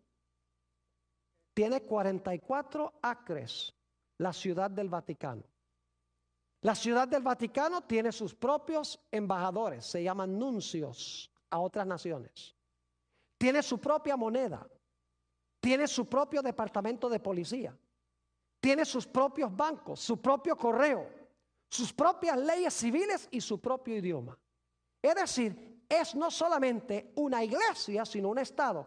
Se combina allí la Santa Sede, que es la parte religiosa, y el Estado del Vaticano, que es la parte política. Y el que preside sobre ambos es el Papa.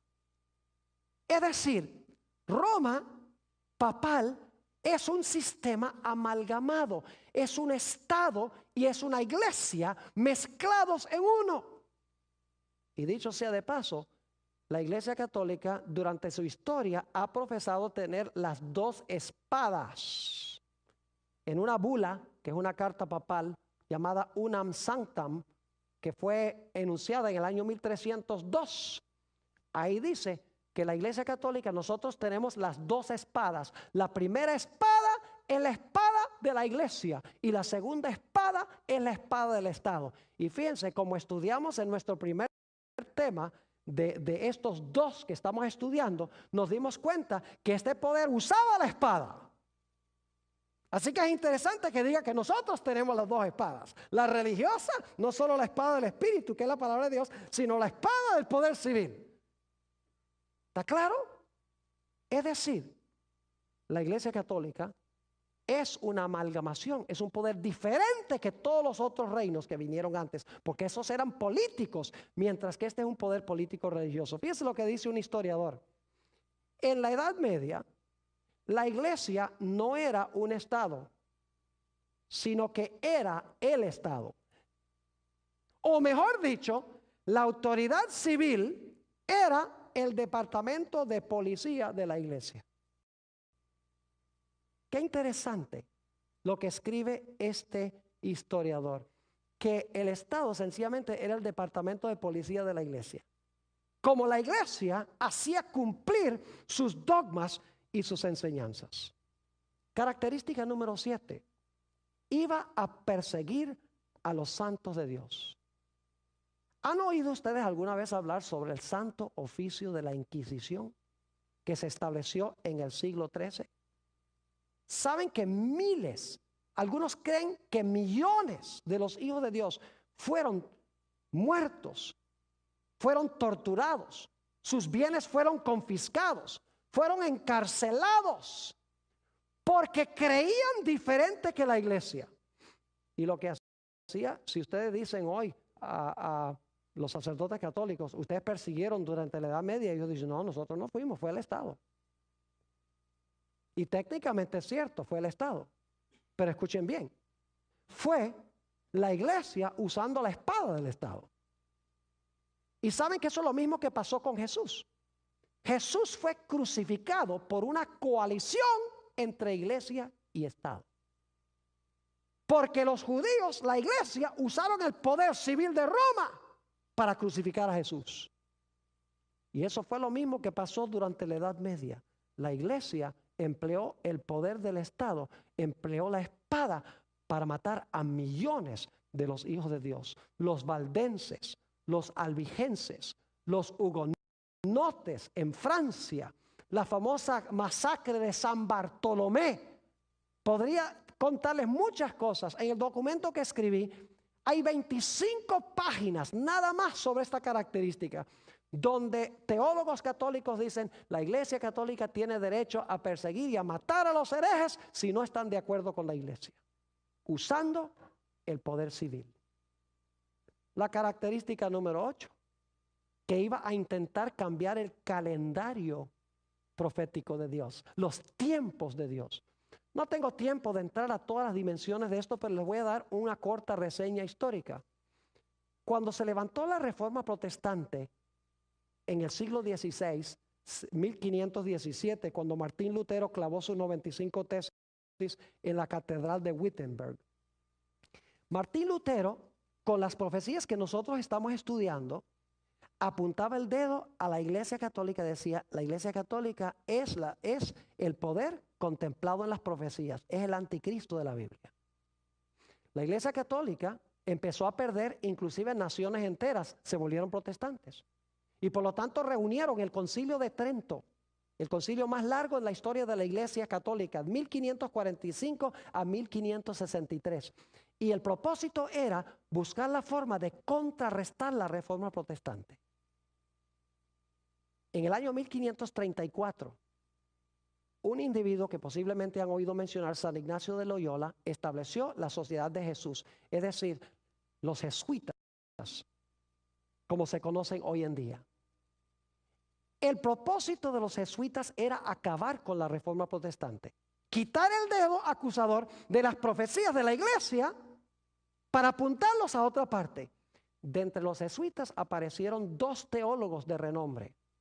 Uno se llamaba Luis de Alcázar, y Luis de Alcázar escribió un libro voluminoso, como de unas 900 páginas, a donde él dijo, mire, esa profecía del cuerno pequeño Dice, esa profecía se cumplió 200 o 165 años antes de Cristo con un individuo llamado Antíoco Epífanes. Él fue el cuerno pequeño allá hace tantos años. Y decía, y la bestia de Apocalipsis 13, eso representa a Nerón. Es decir, su nueva interpretación profética era decir que la bestia y el cuerno pequeño se cumplieron en el lejano pasado en otra parte. Se levantó otro teólogo católico con el nombre de Francisco Rivera, jesuita también, y él escribió también un comentario voluminoso donde decía que las profecías del cuerno pequeño y la profecía de la bestia todavía no se había cumplido, que se iba a cumplir al final de la historia allá en Israel, en el Medio Oriente, con los judíos.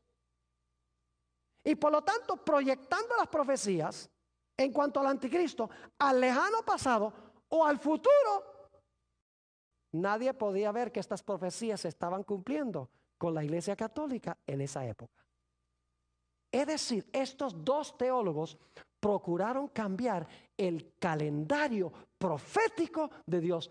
Y si ustedes van a un comentario católico hoy en día, van a encontrar que todavía los comentarios católicos dicen que el cuerno pequeño fue Antíoco Epífanes, un rey griego, y que la bestia representa a Nerón. Es decir, nada tiene que ver con nosotros, dicen. Y los protestantes han asimilado la idea de que el anticristo se va a levantar en el futuro por allá en Israel. Es decir, la Iglesia Católica desvió los ojos del lugar y con quiénes y cuándo se iban a cumplir las profecías bíblicas. Característica número 9. Este poder iba a intentar cambiar la santa ley de Dios. Y ustedes dicen, bueno, Pastor Bor, la Iglesia Católica no profesa haber cambiado la ley de Dios.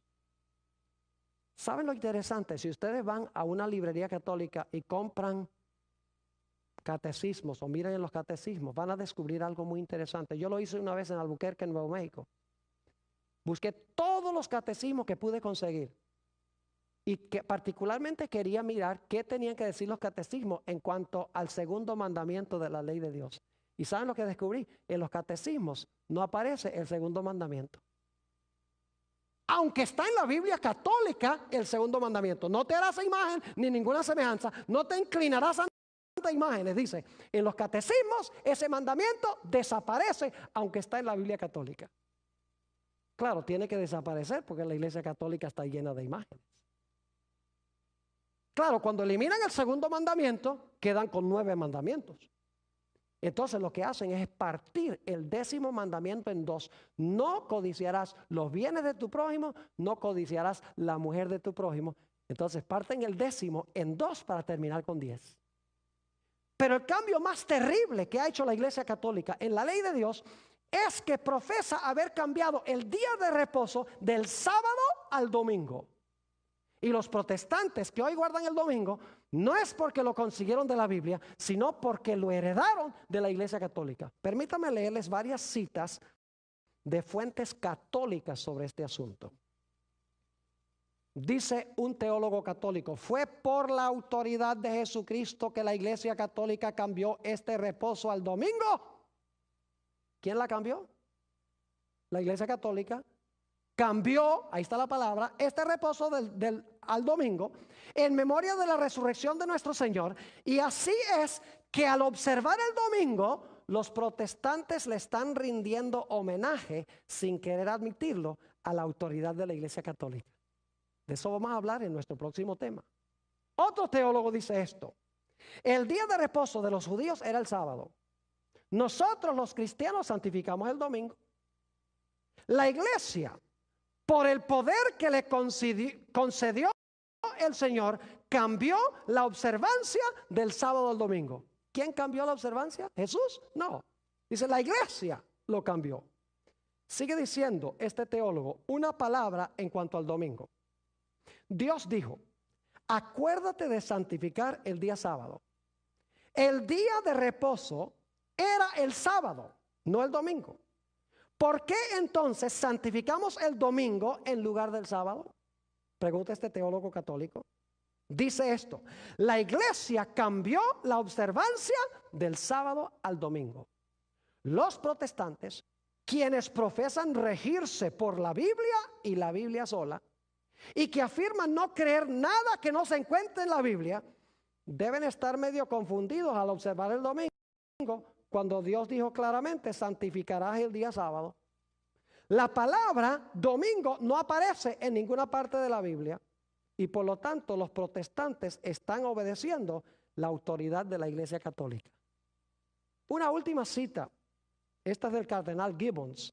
Dice él: usted puede leer la Biblia desde Génesis hasta Apocalipsis y no hallará ni una sola línea que autorice la santificación del domingo.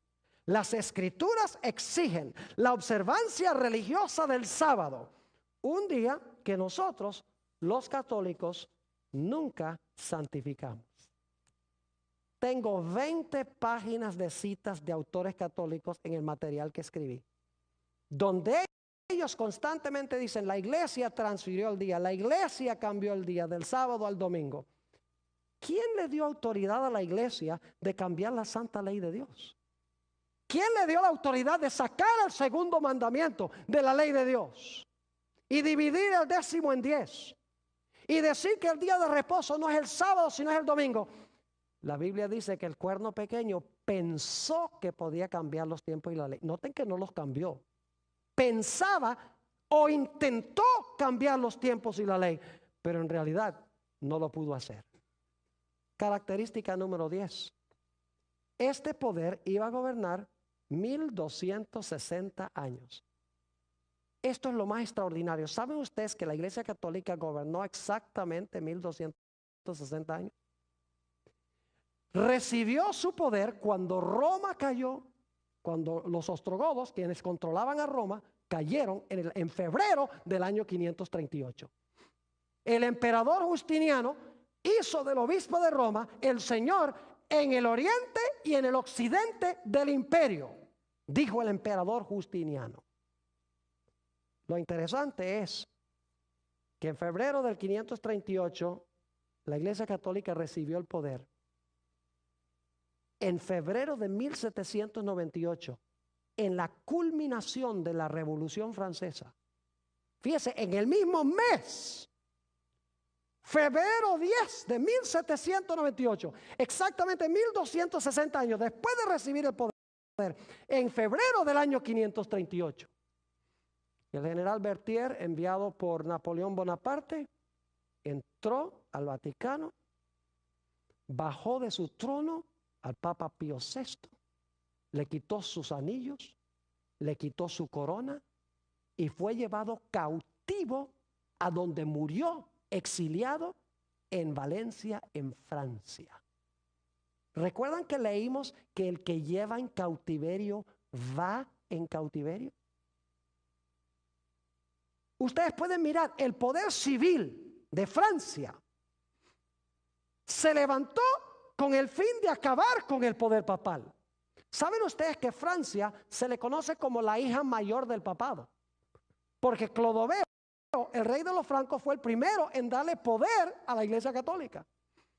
Pero fue Francia en la Revolución Francesa y deponiendo al Papa de su trono que le quitó el poder exactamente 1260 años después de recibir su poder.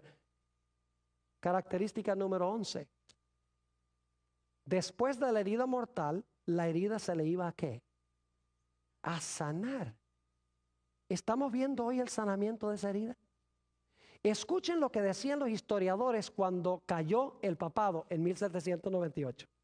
Dice uno: el papado, claro, ellos no conocían la profecía de Apocalipsis 13. El papado estaba extinto.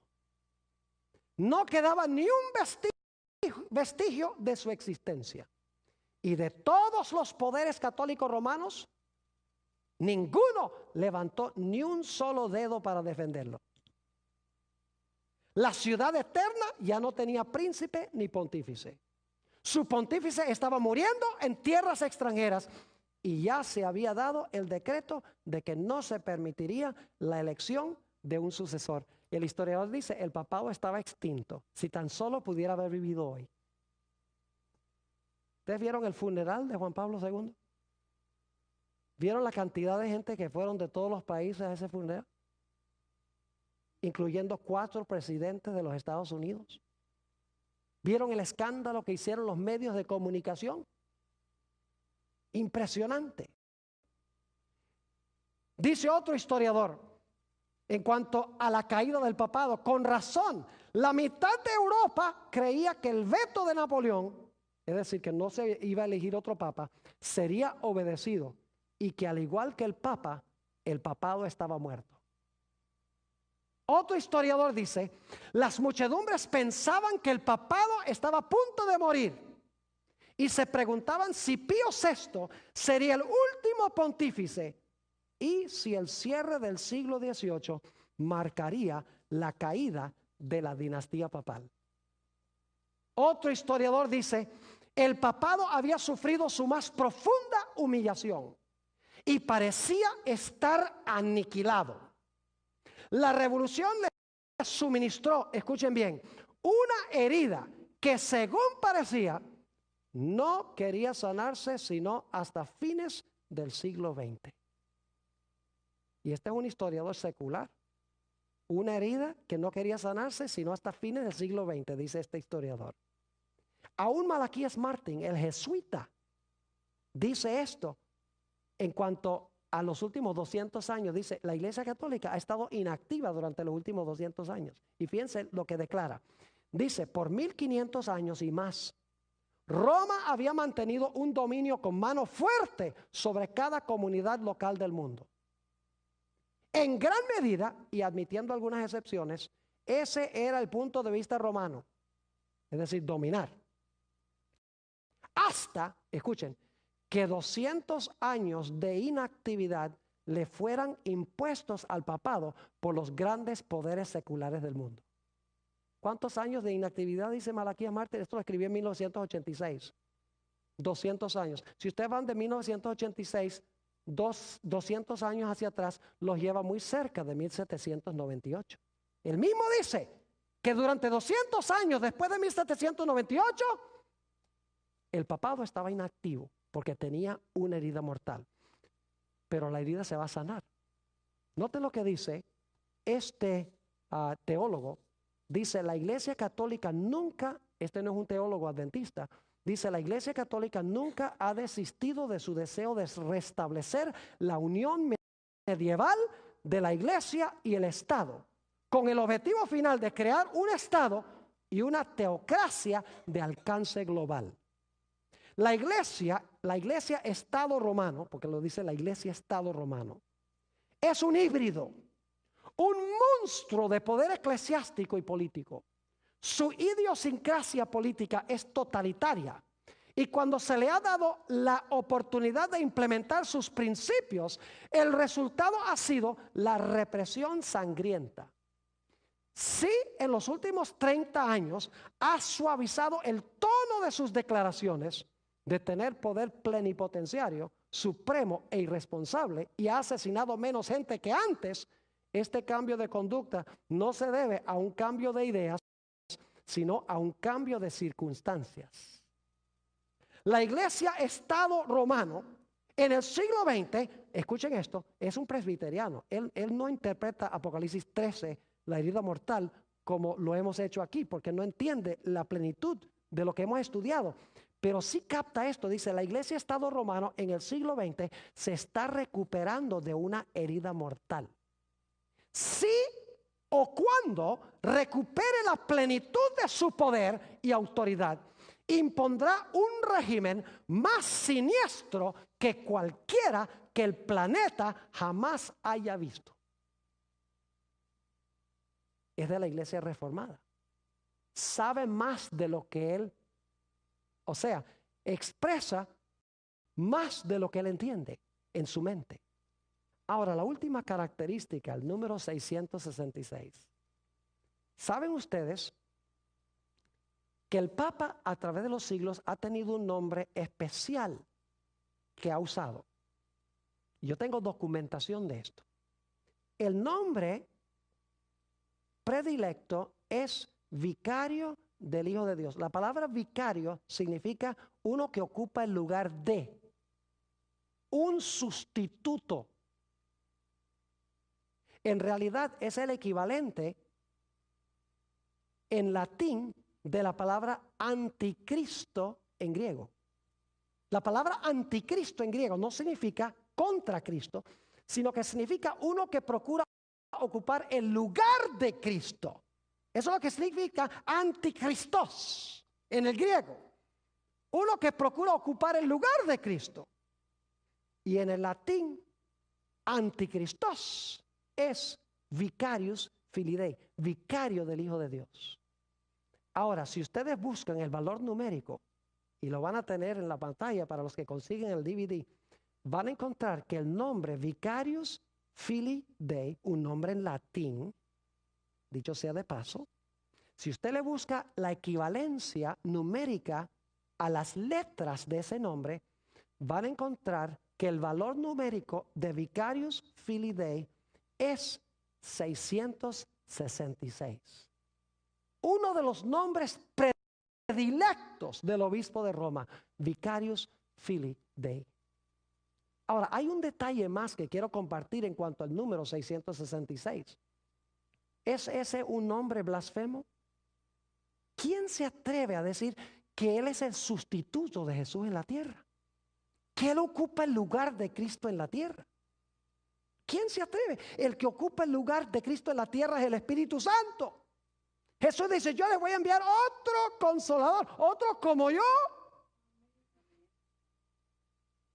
Es decir, que el Papa está profesando ocupar el lugar del Espíritu Santo.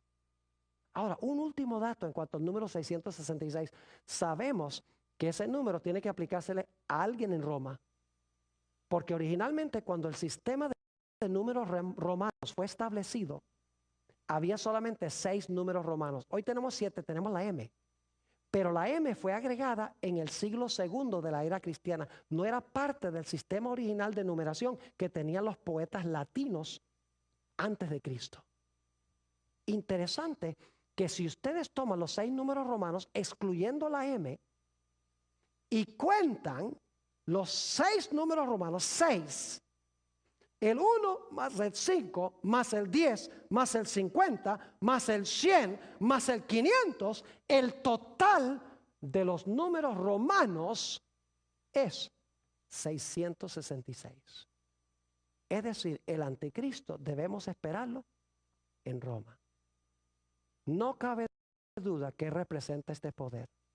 Ojalá yo pudiera decir otra cosa, porque hay tanta gente sincera en este sistema. Pero las características claramente identifican a Roma papal como el cumplimiento de las profecías del cuerno pequeño y de la bestia. Y Dios llama a su pueblo sincero, que lo ama, a salir de ese sistema. En Apocalipsis 18 y el versículo 4, Jesús hace el llamado: salid de ella, pueblo mío, para que no seáis partícipes de sus pecados y que no recibáis de sus plagas. Que Dios nos ayude a escapar de este sistema.